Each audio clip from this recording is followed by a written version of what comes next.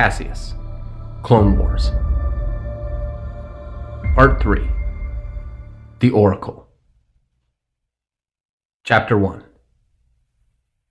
On your guard, Caseus. Mind your footwork. Sweat drenched Caseus' face as he parried Sarah's blades. The sun was beginning to set over the walls of the training grounds. They had been sparring for hours without rest. As much as he loved Sarah, in this moment Caseus hated how much she had improved over the past year and a half, and how much his skills seemed to have plateaued. Sarah was breathing heavily as she leapt towards him, her emerald blade spiraling like a propeller. Caseus quickly sidestepped the attack and leapt backwards. Sarah took notice and swiftly pivoted upon landing, throwing her saber at Caseus, who instinctively swatted it off to the side, leaving her with only a single weapon. They were now on even ground. The two Jedi hopefuls engaged each other in a flurry of strikes, Sarah relying on her strength in Ataru, and Caseus being saved by his knowledge of Sarisu. Their blades caught in a bind, their faces inches from each other, when Sarah pulled her second saber with the force. It whizzed right past Caseus' ear, catching him off guard as she struck him in the gut with her knee and held her blade to his neck. That's enough. Oh, thank the Force. Well done, Sarah. Very impressive. Caseus, I'm surprised you were caught off guard. You're normally far more composed in battle. I think I'm just tired, Master. Well, you'll be happy to know that we're finished for today. Go get some sleep and report back here first thing in the morning. Both of you. It won't be long before one of you is called away from Coruscant again, and I want both of you to be as prepared as possible. The students bowed and gathered their belongings. Hey, let's grab dinner. I need to talk to you about something. Sure thing. I'm so hungry even temple food sounds good. Caseus walked with Sarah through the temple, orange sunlight shining through the windows above. You seem kind of distracted. I am. I haven't heard from Corbin in over 4 months. I just hope he's okay.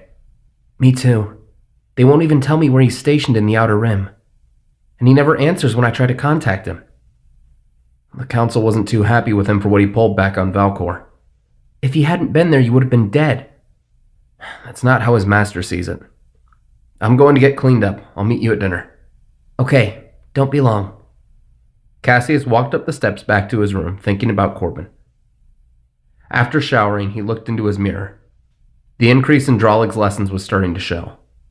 Dark bags had begun forming under his eyes from restless nights studying new techniques and waiting for his comlink to call him off-world again. Since the mission at Valcor Prime, he had been called to the Outer Rim 3 times to aid the Republic's forces. And yet something else was on his mind. That feeling of dread. A thick layer of stubble had started to grow on his cheeks, but personal appearance was the least of his worries these days. Putting on a fresh tunic, he stepped out of his door, only to see Dravok in front of him. Caseus was caught off guard and fell backwards, switching on his saber in shock. He was gone. There was nobody there. Caseus? Master Takai walked forward and helped her student from the ground. What happened? I don't know. I thought I saw something. Master Takai put her hand on his forehead. You're not ill, are you? I don't think so. I'm just tired. All the extra lessons and all this stress is... I'll be okay, Master. I'm going to get something to eat and then I'll come get some sleep. I worry about you, Caseus. If you ever need to talk to me, I'm never too busy. I know, Master. Thank you. Of course. Be sure to tell Sarah I said hello. I will. Wait, how did you know I was going to see Sarah? Master Takai smiled knowingly and walked away. Caseus hesitated for a moment before leaving to the dining hall where Sarah was waiting. Grabbing his tray of food, he sat across from her. She was about halfway through her meal. Took you long enough. Can we cool it with the sarcasm for 5 minutes? Yeesh, what's gotten into you? Nothing, Something happened upstairs. I thought I saw Dravok. Caseus, that's crazy. Temple security has never been tighter. Dravok couldn't get within a parsec of Coruscant without us knowing. I know, maybe I'm going crazy. I think you passed that bar a long time ago. Just try to relax. You're letting your anxiety cloud your mind. Maybe. What's on the docket for tomorrow? More sparring, mostly. And if I heard correctly, they want us to demonstrate for some of the younger students. Last thing I need is an audience to see me get knocked around. I think you're more than capable of beating me, Caseus. You're just a bit run down lately. Caseus chewed his food and looked at her. I'll be fine. I just need to sleep. That's what you've been saying every night for the past 2 weeks. Then you show up in the morning exhausted. Caseus sat silently. Caseus, is something wrong? Besides Dravok, besides Corbin. Is it the war? Caseus stood up and sighed. I'll talk to you later, Sarah. Sorry, I'm going to turn in for the night. Sarah frowned and shook her head as she returned to her meal. Caseus walked through the temple. He didn't go to his room like he said. Instead, he went to the meditation chambers. Inside, Master Yoda sat in a deep state of calm bliss, gently hovering over his chair. Is this a bad time, Master? The small green Jedi opened his eyes and settled back to his seat. What help can I be, Padawan? I need someone to talk to. And I don't really want to burden my master right now. Have a seat. Caseus sat in a chair across from the Grand Master. Much tension I sense in your mind, Caseus. What troubles you? For the past several months, I've had this feeling of dread that's been eating away at me. I don't know what it is or why I'm the only one who seems to feel it, but I can't sleep. My performance in my training is slacking. I'm even seeing things that aren't there. These thoughts, of what are they? What feel you? It's like a warning. Like something is wrong. Something I can't figure out. It's a puzzle I don't have all the pieces to. Concerned, are you? Yes. For yourself? Or someone close to you? Both, I suppose. Your friend, Corbin. About him, do you worry? Yes, but it's something bigger. I sense a great danger. Where it's coming from, I don't know, but I fear that something terrible is coming our way. Careful you must be, Caseus. Easily quelled, fear of the unknown is not. Consume you, it can. So what should I do, Master? I can't be of help to anyone if I can't quell this fear.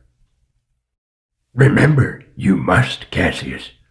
Always in motion is the future. Set in stone, nothing is.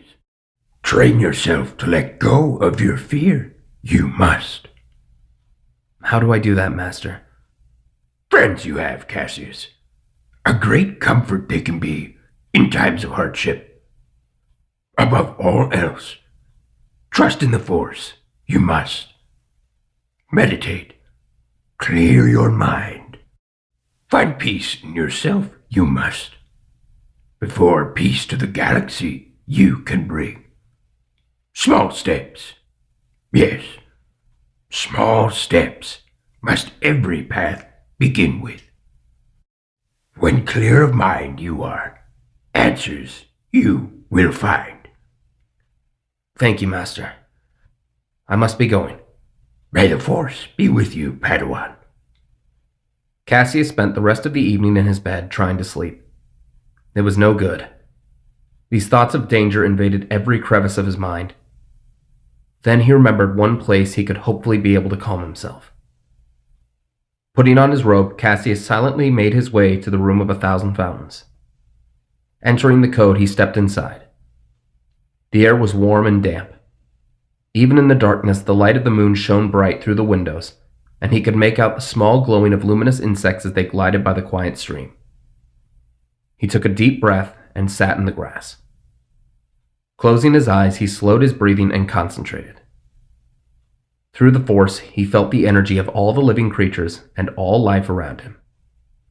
He thought of the war, and of Dravok, and of Corbin. Slowly but surely, he let his anxiety flow from his mind like water through cracks in a stone wall. Suddenly, he heard a voice in his head. Through stars kindled bright, Through the very depths of the Force, your doom will echo throughout the galaxy, ushering in an age of darkness. If you wish to preserve the light, find me. My time is short. Caseus opened his eyes. All his fears and anxiety returned like a tidal wave. His comlink began to beep. Hello? Tell me I'm not the only one who heard that. You too? Sarah, what's going on? I don't have a clue. His comlink beeped again, notifying him to report to the briefing chambers within 20 minutes. Did you get that? I did. I'll meet you there. Caseus ended the call and put on his robe before sprinting down the halls to the briefing chambers. The available members of the council were already there. Several holograms of the off-world members such as Master Kenobi and Master Plo Koon glowed in the dim light. Master Drollig stood close by. Take a seat, Caseus. Master, do you know what's going on? I'm afraid not. Sit quietly while I speak to Master Windu. Caseus nodded and sat as Sarah entered and sat next to him. What do you think is happening? We'll find out soon. Master Takai soon arrived along with a few other masters. You've all heard the voice, I'm sure. Do any of us have any idea where it came from? A voice through the Force, it was. Who could it have been, Master? Someone strong in the Force.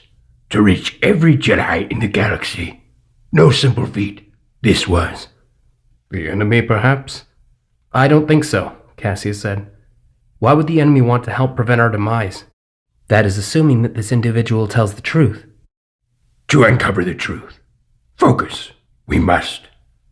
Together. All the Jedi in the chamber closed their eyes and concentrated. Focus, we must. Listen, we must, for any sign of where this soul beckons from.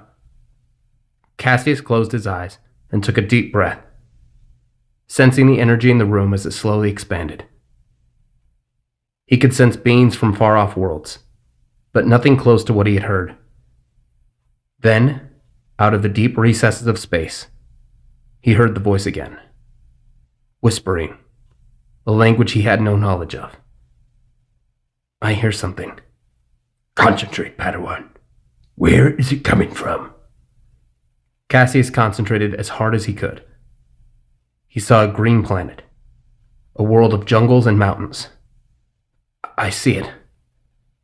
It's out in wild space. A jungle world. Caseus opened his eyes and breathed as Sarah put a hand on his back. A few of the Jedi scoured a galactic map.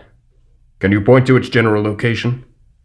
Caseus nodded and looked at the map, finding the area of wild space he saw in his mind. It looks like an uncharted planet. We'll need to send someone out there immediately to find out who this person is and what they know. We do not have many Jedi to spare. Anakin and I are half a galaxy across. Master Plo? My troops and I have uncovered a possible lead on a droid foundry in the Outer Rim. It would take time to redirect our focus. Time we may not have. Master Takai spoke up. If I may, Master, I do believe Caseus is ready for such a task. Caseus looked at his master. He's more than proven himself thus far, and if accompanied by another Jedi, I have no doubt he would see this task completed. The masters talked quietly amongst themselves before Master Drollig looked at him. Do you feel you can see it done, Caseus? Caseus looked at his master, who nodded to him reassuringly. Yes, Master. I'm ready. Very well. Now that leaves the question of who shall accompany you. Sarah stood up. If it pleases the Council, I will go with him. I've worked alongside Caseus for years. I can help. Are you sure about this, Sarah? Perhaps Master Takai would be better suited to accompany her apprentice. That won't be necessary, Master Drollig. I have business of my own that I cannot leave. Dravak has become careless in his hiding. We've narrowed down his location to one of a few systems bordering Cyrilia. This is an opportunity we cannot afford to let slip by. Sarah and Caseus are more than capable of a simple extraction. I'll send a platoon of our soldiers with them to be sure they have backup. Master Windu looked at Master Yoda, who nodded in approval. Very well. Caseus and Sarah, ready your preparations. You'll depart as soon as the sun rises. Caseus and Sarah bowed. Everyone else, return to your duties, and may the Force be with us all. Meanwhile, far from Coruscant, on board the Invisible Hand, the ruthless General Grievous stood on the bridge, plotting his next move against the Republic. General, you have an incoming transmission. Patch me through. Roger, roger. As the hologram shimmered to life, Grievous bowed humbly before the cloaked visage of Darth Sidious. What is that bidding, Lord Sidious? General Grievous, I have become aware of a matter of utmost concern. Our plans are in jeopardy. Go immediately to the planet Kelja. There you must track down a very important target and eliminate her. And who is this fool who shall taste my fury, my lord? An oracle of a long-dead race, the last of her kind. She has foreseen what I have planned. No doubt the Jedi have already caught wind of her call. Undoubtedly they will send a Jedi to retrieve her. If they do, this war will be all for naught. You must see to it that this oracle does not see the light of another day. Can I entrust you with such a task? I assure you, my lord, it will be done as you have commanded. I shall depart at once. Do not fail me, General. The hologram ended as Grievous stood, filled with a devious bloodlust. Should I go for the fleet, General? Bah, this will be a simple task. I will deal with this issue myself. Prepare my ship.